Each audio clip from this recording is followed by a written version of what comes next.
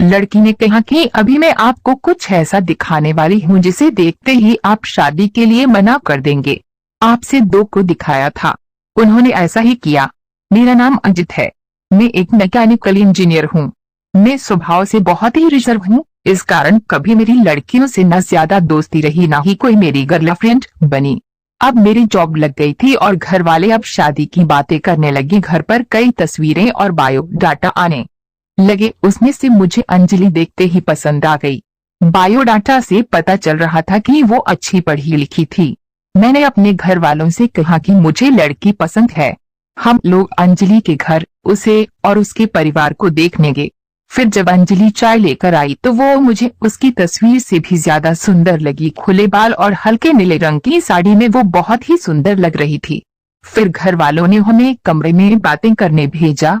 कमरे में वो चुप थी, उसके चेहरे पर इतनी खुशी नहीं थी।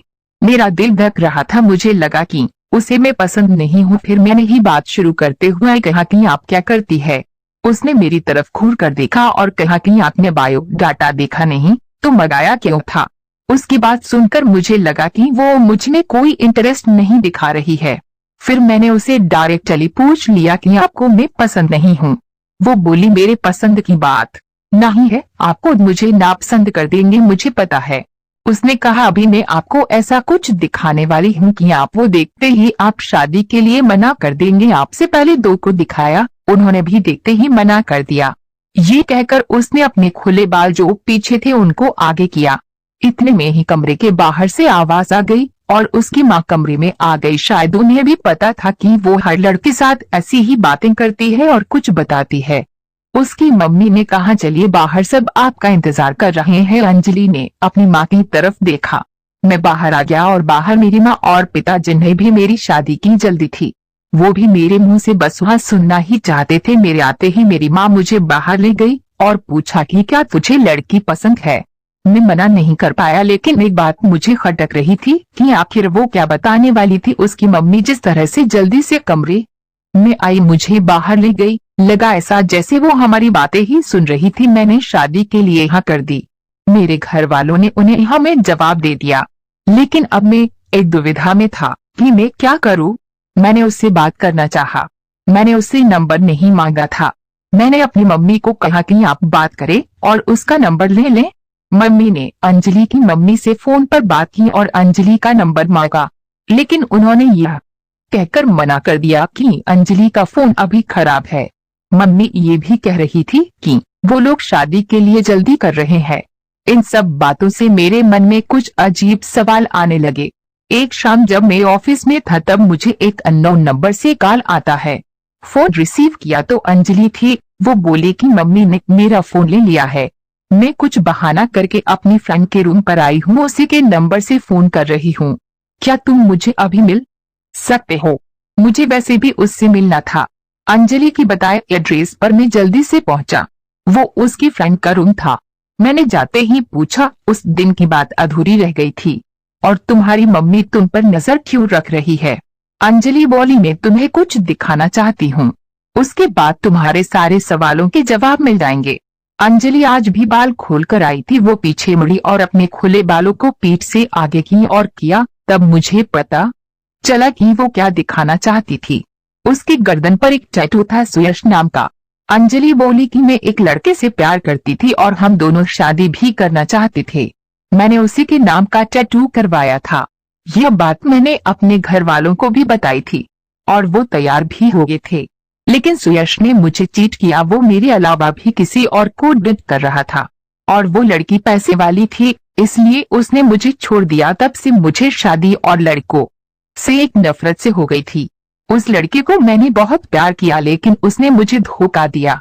तुमने पहले भी दो लड़कों को मैंने टैटू दिखाया और उन्होंने सच जानकर शादी के लिए मना कर दिया। मम्मी इसलिए मुझ पर नजर रख रही है कि मैं तुम्हें भी कहीं सच ना बता दूं, लेकिन मैं लड़कों की तरह नहीं हूँ। मैं नई जिंदगी की शुरुआत सच के साथ करना चाहती हूँ। मैं सुनकर सोच में पड़ गया कि जिसको प्यार मिलता है उसे प्यार की कद्र नहीं होती। आखिर इतनी प्यार करने वाली लड़की को कैसे कोई धोखा दे सकता है? मैंने कहा कि मुझे तुम्हारे पास से कोई मतलब नहीं है, लेकिन मैं चाहता हूँ कि मुझे भी तुम उतना ही प्यार करो जितना उस लड़के को करती थी। अंजलि को ये उम्मीद नहीं थी। उसे लगा था मैं भी उससे शादी के लिए मना कर दूंगा। मेरी बात सुनकर उसने इतने दिनों के दबाए आंसू बहने लगे। मेरी शादी अंजलि से हो गई और मैं अपने आप को बहुत खुशकिस्मत मानता हूँ कि मुझे अंजलि जैसी सच्ची और प्यार करने वाली लाइफ पार्टनर मिली है। आपको ये कहानी कैसी लगी कमेंट कर हमें जरूर बताएं। लोगों की सोच की वजह से हमारे घर की स्थिति खराब हो गई। मेरे पति भी उनकी छोटी सोच की बातों से प्रभावित हो गए। नया ढाबा। मेरा नाम राखी है। आज मैं आपको अपनी कहानी सुनाने वाली हूँ। मेरे पति राजेश ने अपनी जिंदगी में बहुत मेहनत की। वो ज्यादा पढ़े लिखे नहीं थे, इसलिए हमेशा से मेहनत और मजदूरी का काम ही उन्हें मिला और घर चलाने के लिए उन्होंने यही किया। हमारे 2 बच्चे हैं। बेटा 10 साल का है और मेरी बड़ी बेटी 16 साल की है। अभी तक मेरे पति ने जैसे तैसे अपना घर चलाया। इस उम्र में भी आज भी हम वही है। अगर काम नहीं करेंगे तो खाने को नहीं मिलेगा, घर नहीं चल पाएगा, बेटा और बेटी की पढ़ाई पूरी नहीं हो सकेगी। मेरे पति की अब ऐसी स्थिति नहीं थी कि वो मेहनत और मजदूरी कर सके। उनसे अब ये काम नहीं होता था। अब हम क्या करेंगे, कैसे अपनी जिंदगी को आगे बढ़ाए, कैसे कमाए। मुझे और मेरे पति को यही चिंता खाए रहती थी।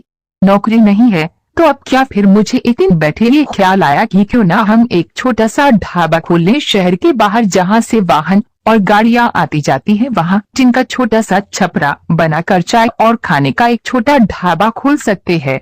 मैंने अपने पति से ये कहा। उन्होंने कहा कि दुकान खोलने के लिए पैसे। मैंने कहा जिनका छपरा लगाना है बस उसके लिए पैसे लगेंगे, बाकी सारा खाना बनाने का सामान हम घर से ले जा सकते हैं। थोड़े पैसे मैंने अपने परिचित से मांगे ताकि हम अपना छोटा सा ढाबा शुरू कर सके। उनके मन में अभी भी संकोच था। वो बार बार मना कर रहे थे, लेकिन मैंने कहा हम एक बार कोशिश करते हैं और ज्यादा कुछ नहीं लगेगा। कुछ दिनों तक मनाने के बाद वो मान गए और हमने एक छोटा सा ढाबा शुरू कर दिया। पहले दिन में और मेरे पति वहां अपने ढाबे पर बैठे थे, लेकिन कुछ खास लोग नहीं आए। ढाबा छोटा और ऊपर से सभी खाने वाले पहले ही अपने ढाबे फिक्स किए होते हैं कि उन्हें कहाँ रुकना और कहाँ खाना है। हमारा पहला दिन निराशा भरा था। कुछ दिन ऐसे ही गए, कोई इक्का दुक्का लोग चाय पीने रुका करते थे, लेकिन इतना नहीं होता था कि हम उससे अपना घर चला सके। मेरे पति फिर से किसी काम की तलाश में लग। उन्हें काम मिल गया जहाँ पैसे कम थे लेकिन कम मजदूरी थी। उन्होंने वो कर लिया, लेकिन मैंने ढाबे पर जाना नहीं छोड़ा। अब मैं अपने बेटे और बेटी के साथ वहां जाने लगी। हमने हिम्मत नहीं हारी और धीरे धीरे कुछ लोग हमारे यहाँ आने लगे। 1 महीने में ग्राहक और भी ज्यादा आने लगे। कोशिश करते करते अब हमारे यहाँ रुकने लगे थे। उन्हें घर जैसा खाना मिल रहा था, इसलिए हमारा छोटा सा ढाबा चल निकला। मेरे पति जितना कमाते उससे ज्यादा अब ढाबे से कमाई होने लगी। देखते ही देखते हमने जो छोटा सा ढाबा खोला था उससे हमारी आर्थिक स्थिति में बहुत सुधार हो गया। जो कर्जा लिया था वो भी उतर गया। हमें एक नई उम्मीद मिल गई कि सब कुछ अच्छा चल रहा था। ढाबे को खोले 6 महीने हो गए थे। हमारे चेहरों पर रंगत आ गई थी, लेकिन फिर ऐसा कुछ हुआ जिसके बारे में मैंने सोचा भी नहीं था। एक दिन घर से जब हम लोग ढाबे के लिए जा रहे थे तब मेरे पति कहते हैं, ढाबा आज से बंद, कोई भी अब वहां नहीं जाएगा। ये कहते वक्त वो बड़े ही गुस्से में थे। ऐसा गुस्सा मैंने उनके चेहरे पर आज तक नहीं देखा। मैंने बोला क्या हुआ, क्या बोल रहे हैं, इतना अच्छा हमारा ढाबा चल रहा है, आपको क्या हो गया आज। वो बोले, मैंने कहा ना कोई भी अब वहां नहीं जाएगा, ना तू ना तेरी बेटी। मैंने बोला आप शांत हो जाइए, आपकी तबीयत ठीक नहीं है, आप आराम करें, हम लोग इस बारे में बात करते हैं। वो और ज्यादा गुस्सा हो गए, कहा कि कोई बात नहीं होगी, मैं जितना कमाता हूँ उतने से घर चल जाएगा, तो अब वहां नहीं जाएगी। मेरे पति का ऐसा रूप मैंने पहले नहीं देखा था।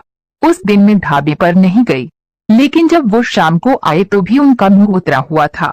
मैंने सही समय देखकर उनसे बात की, पूछा क्या हुआ, आपको ऐसा क्यों बोल रहे हैं। वो बोले कि मेरा मुंह मत खुलवा, मैं सब जानता हूँ कि तू क्या कर रही है। मैं तेरे साथ इतने दिनों तक वहाँ रहा, तब वहाँ कोई नहीं आता था और मेरे जाते ही ढाबा चलने लगा। आखिर ऐसा भी क्या हो गया, मेरे तो होश ही उड़ गए। वो क्या बोलना चाहते थे मैं समझ गई। ऐसी बात वो भी शादी के इतने दिनों बाद उनके मुंह से सुनकर मुझे यकीन ही नहीं हो रहा था कि ये मेरे पति है। मैं एकदम खामोश हो गई। रात को मेरे आंसू नहीं रुक रहे थे। मेरे मुंह पर अब ढाबे का नाम भी नहीं आया। इस तरह की बातें सुनने के बाद मेरा अब कुछ करने का मन ही नहीं किया। उस दिन से खामोश हो गई। अब कुछ करने को कहने को बचा भी नहीं था। मैंने सोचा था कि उनको कोई सफाई नहीं दूंगी, वो अपना काम करते रहें, लेकिन उनकी कमाई कम थी, उसे अच्छे से गुजारा नहीं हो पाता था। कुछ ही दिनों में जो पैसा जमा किया था वो खत्म हो गया।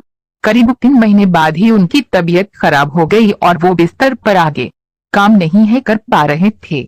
मैं जैसे तैसे उन्हें संभाल रही थी। घर में जब पैसा खत्म होने लगा तो कर्जा लेने की नौबत फिर से आ गई। मैं चाहती थी कि कहीं किसी के घर जाकर खाना बनाने या बर्तन धोने का काम करने लगूं, लेकिन उनकी तबीयत खराब थी और मैं नहीं चाहती थी मेरी किसी भी बात के कारण वो फिर उसी तरह की बातें करें। एक दिन वो बिस्तर पर थे, मैं उनके लिए खाना बना रही थी, तब उन्होंने मुझे बुलाया। बोले, मैं जानता हूँ उस दिन की बात तुम्हें बहुत परेशान कर रही है, लेकिन और तुम्हें लग भी रहा होगा कि मैं तुम्हें ये कैसे बोल सकता हूँ, लेकिन वो शब्द और बातें मेरी नहीं थी। मैंने कानों में ऐसी बात आई थी, अपनी रिश्तेदारी में ऐसी बात हो रही थी। मैंने अपनी बीवी और बेटी को अकेले वहाँ छोड़ दिया। उन्हें देख लोग रुकते हैं जिससे कमाई हो रही।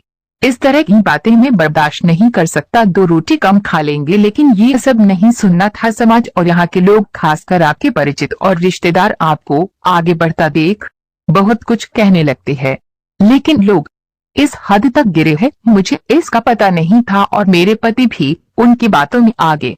उस समय में भी होती उनकी जगह तो शायद यही करती।